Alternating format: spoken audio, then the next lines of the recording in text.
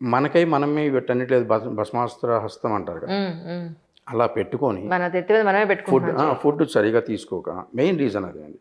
ఇప్పుడు మనకు for example ఒక కార్ ఉంది. కొత్త కార్ మన ఇంటికొస్తుంది. హ్మ్. దాన్ని రెగ్యులర్‌గా మెయింటెనెన్స్ చేస్తూ ఉంటే దాని లైఫ్ ఎక్కువ ఉంటుంది. హ్మ్. దానికి రెగ్యులర్‌గా మెయింటెనెన్స్ లేకుండా దానికి కావాల్సిన ఏదైతే ఉంటుందో ఆ లూబ్రికేషనో లేకుంటే దాని మెయింటెనెన్స్ ఏదైతే ఉంటుందో అలాగే మన బాడీకి ఏంటంటే న్యూట్రిషన్ హ్మ్. కావాల్సిన మినరల్స్, కావాల్సిన విటమిన్స్ లేదు. మార్నింగ్ నుంచి ఈవినింగ్ దాకా 3 పూటలు తినేవాళ్ళైనా, 2 పూటలు తినేవాళ్ళైనా తినేది కార్బోహైడ్రేట్స్, ప్రోటీనే తింటున్నారు. ఫర్ ఎగ్జాంపుల్ మీరేం తింటారు డైలీ అంటే ఫుడ్? అంటే హ్మ్. కొంతమంది అంటారు నేను డైట్ చేస్తున్నాను. అది ఏం అవును. డైట్ చేస్తారో తెలీదు గానీ, అవును. బాడీకి కావాల్సినది ఇవ్వకుండా మీరు డైట్ చేసి ఏం లాభం? ఓన్లీ వెయిట్ రిడక్షన్ అనేది ఒకటి బాగా ట్రెండింగు. హ్మ్. దానికి నేను డైట్ చేస్తున్నా అంటారు. కరెక్ట్. ఏం డైట్ చేస్తున్నారో తెలీదు. మళ్ళీ సప్లిమెంట్స్ కోసం టాబ్లెట్స్ మీద డిపెండ్ టాబ్లెట్స్ అవుతారు. వేసుకుంటారు. ఆల్మోస్ట్ ఎవరి ఇంటికెళ్ళినా గానీ మల్టీవిటమిన్ టాబ్లెట్స్ ఉంటున్నాయి. అవును.